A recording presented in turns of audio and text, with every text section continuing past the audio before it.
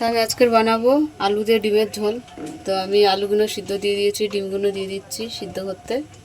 আমি ডিমগুলো সব দিয়ে দিয়েছি, আর রসুন, পেঁয়াজ, টমেটো দিয়ে দেবো। টমেটো দিয়ে দিলাম। তো আমাদের ডিম আলু সিদ্ধ হয়ে গেছে, তুলে নিচ্ছি। আমি আলুগুলো ভেজে নেবো, কড়াতে তেল দিয়ে দিচ্ছি। একটু নুন ফেলে দিলাম তেলের মধ্যে। আলুটা ভালো ভাজা হবে, ভেজে নেব।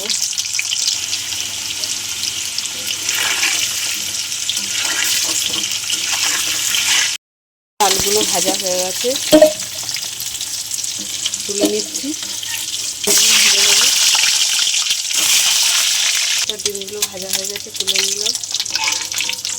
একটা লঙ্কা ছিঁড়ে দিয়ে দিলাম, দুটো এলাচের 3টে এলাচ দিয়ে দিলাম, দুটো টুকরো দারচিনি দিলাম, গোটা জিরে দিয়ে দিলাম, তেজপাতা দিয়ে দিলাম, পেঁয়াজ কুচি দিয়ে দিলাম।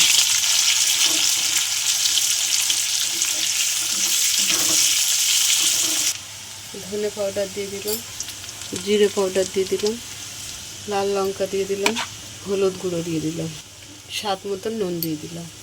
ভালো করে কষিয়ে নেব।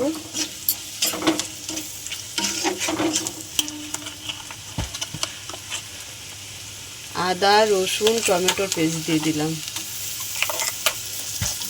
3 চামচ। ভালো করে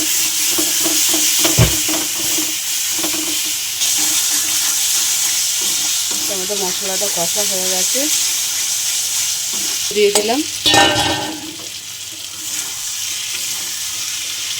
দিয়ে দিচ্ছি।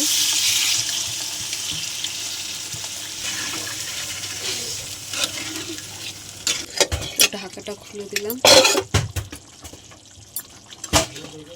টমেটো আলুগুলো গেছে, এবার ডিমগুলো দিয়ে দিচ্ছি।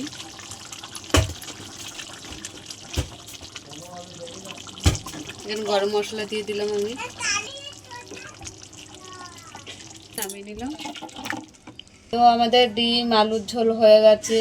তা তোমাদের কেমন লাগলো বলো, ভালো লাগলে লাইক করে দেবে, শেয়ার করে দেবে, কমেন্ট করে দেবে, আর ফলো করে দেবে।